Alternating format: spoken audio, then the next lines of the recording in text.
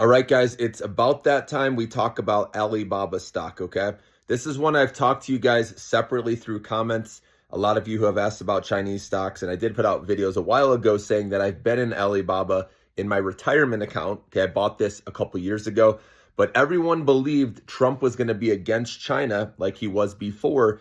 But because Biden was against China, he wants to take the other route right now. At least it seems he is, obviously putting tariffs on China, but he has said he's had several conversations with Xi, and the relationship seems okay right now. We'll see if, again, that escalates. But Alibaba stock has quietly gone up a lot while U.S. stocks have gone down. So drop me a comment if you've been playing this one.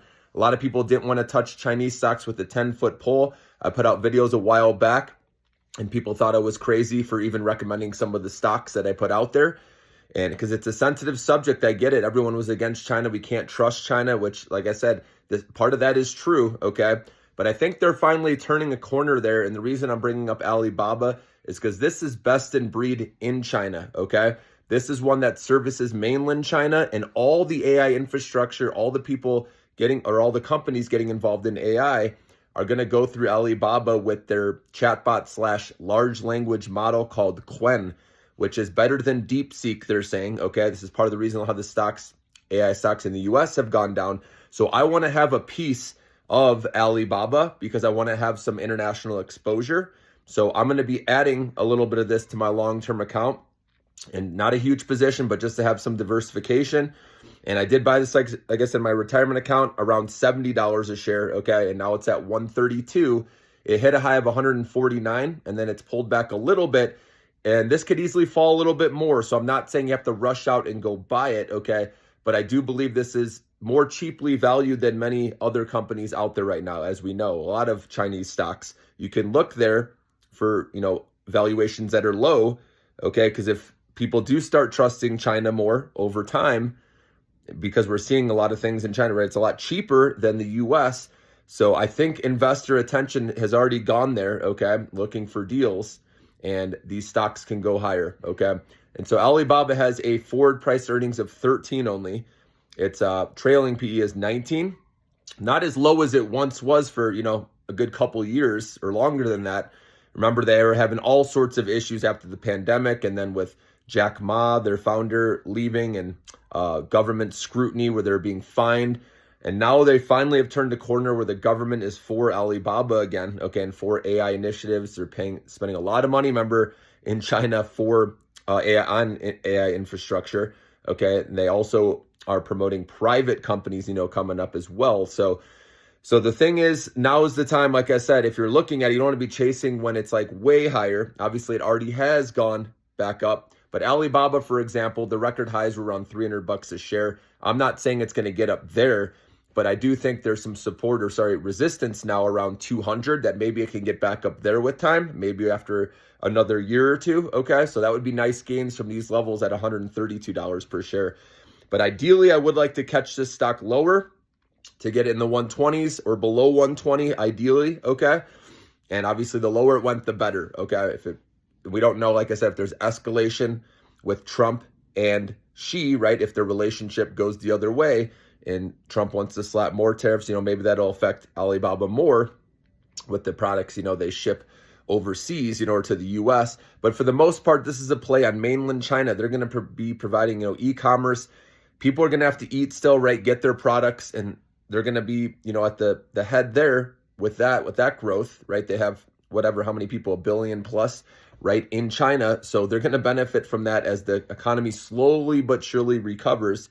Again, you have to believe that the economy is going to recover. Obviously the property sector is going to take a long time, right? But I do see signs that they are finally coming back, now that the government is, trying to promote AI, right? And now they're on Alibaba's side and trying to get private companies, with it. So all that's going to lead to a lot more AI spending, and Alibaba is going to benefit. Remember, all these companies are going to go through Alibaba because of this chatbot / large language model, again, called Qwen, that is better than DeepSeek, and we all know the effect DeepSeek had.